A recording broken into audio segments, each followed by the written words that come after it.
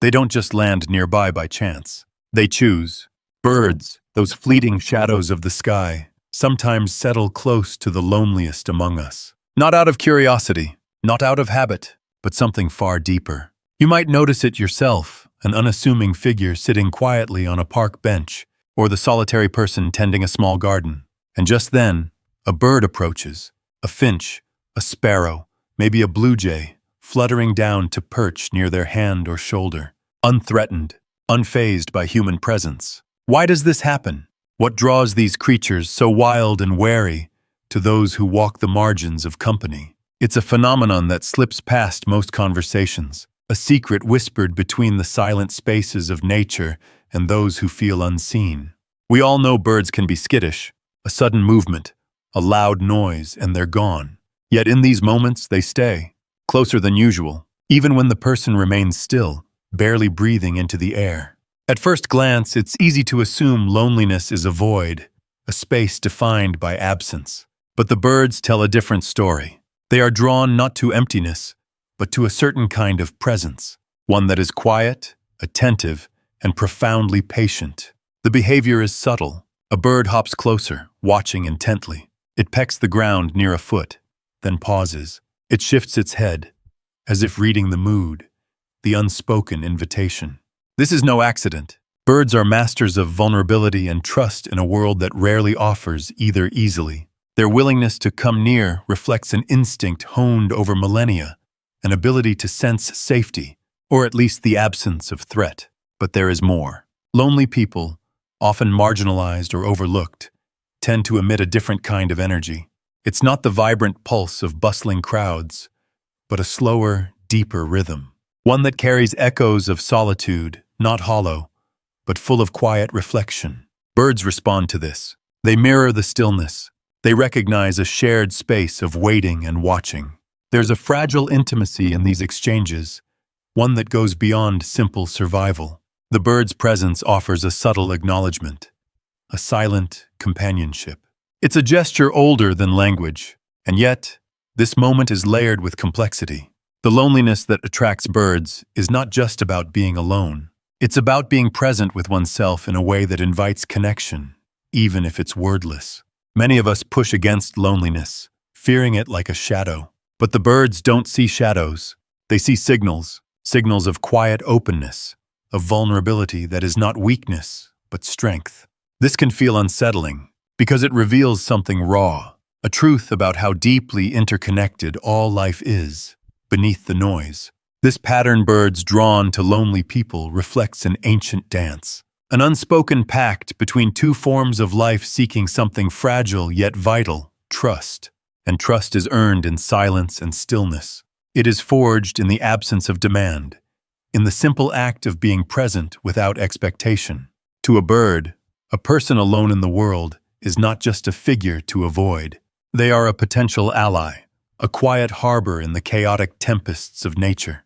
This relationship challenges our usual ideas about loneliness. It suggests that solitude can be a form of connection, that being alone is not separation, but a different kind of togetherness. Birds don't judge the loneliness they sense. They don't label it as something to fix. They accept it as a condition of life, like the wind or the changing seasons.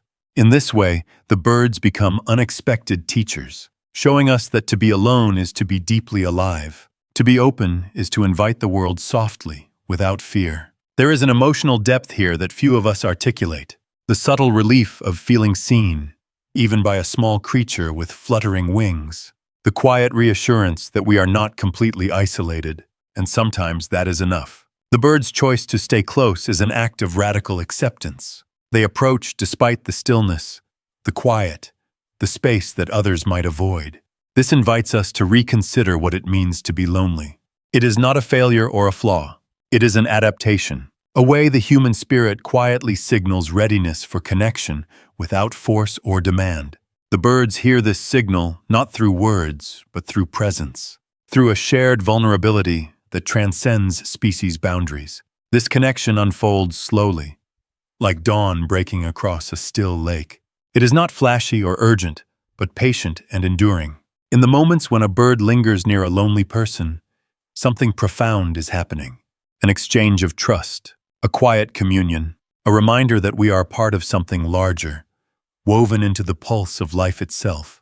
For the lonely person, this may feel like an unspoken affirmation, a gentle nod from the universe saying, "You are seen, you are enough." And for the bird, it is a choice to step closer, to risk vulnerability in the presence of stillness.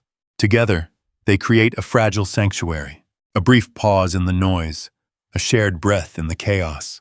This pattern invites us to listen more carefully, to notice the subtle signs of connection that exist beyond words.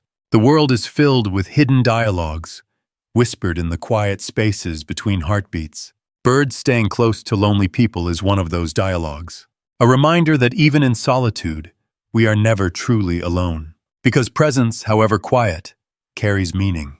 And sometimes, the softest gestures are the loudest declarations of belonging.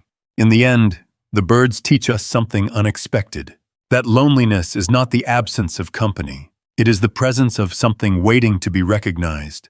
And in that waiting, a promise. A promise that connection is possible, even when it feels most unlikely. So next time you notice a bird lingering near, consider what it might see beyond your exterior. Perhaps it senses the quiet strength of your solitude, and in that recognition finds a fragile hope. A hope echoed in fluttering wings and silent companionship. The world is listening in those moments, even if we are not. And sometimes, that is enough to remind us who we truly are. There is a subtle power in being chosen by something so free, so wild, and so cautious. It speaks to a resonance beyond words, a recognition of something honest and unguarded beneath the surface. This connection is fragile because it requires surrender. Surrender not to loneliness as a punishment, but to the stillness that reveals us. It asks us to be seen without pretense, without masks, to be witnessed in our quietest, most vulnerable states. And the bird's willingness to come close in that moment is a kind of grace, a silent understanding that sometimes the greatest courage is simply to be still, to offer oneself as a safe place. This pause, fleeting and delicate, is a small rebellion against a world that often equates worth with noise, with presence in crowds, with constant movement. Here in solitude, in quiet companionship, there is a different kind of value, one that is measured not in words or actions, but in the simple act of being accepted as you are. And perhaps this is what the birds sense most clearly. Not just a person alone, but a soul waiting to be known, to be accepted, to find kinship even in silence. In that waiting, there is a deep resilience, a strength born not from fighting against loneliness, but from embracing it as part of the human experience. So the next time a bird chooses to come near, listen not only with your ears, but with your heart. Hear the quiet conversation unfolding. A dialogue that doesn't need words. A communion that transcends species. A fragile sanctuary built from stillness and trust. And in that moment, know that you are not invisible. You are seen. You are enough.